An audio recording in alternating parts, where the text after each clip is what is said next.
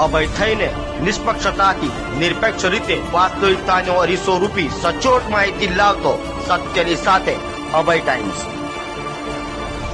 સુરતના પુણા વિસ્તારમાં હળપતિવાસ ખાતે સ્ટેટ મોનિટરિંગ સેલની ટીમે દારૂના અડ્ડા પર દોડા પાડીને 16 ને ઝડપી પાડી 10 લાખથી વધુનો મુદ્દામાલ કબજે કર્યો હતો, જ્યારે દારૂનો અડ્ડો ચલાવનારાઓ ભાગી છૂટ્યા હતા।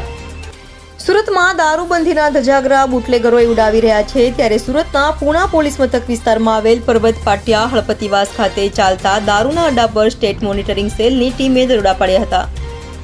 સ્ટેટ મોનિટરિંગ સેલની ટીમના દરોડાને લઈને દારૂનો અડ્ડો ચલાવનાર બુટલેગરો પિયુષ ગોવિંદ રાણા અને દુર્ગેશ મુનીલાલ રાજભગ ભાગી છૂટ્યા હતા, જ્યારે સ્થળ પરથી 16 આરોપીઓ પરમેશ રાઠોડ, સુભાષ અગ્રવાલસ, પવન અગ્રવાલ, અમોલ પાટીલ, લોકેન્દ્ર પવાર, જય પરમાર, વિવેક રાજપૂત, હારૂન સૈયદ, અભિદેવ મુરારી, ધવલ દિગાડિયા,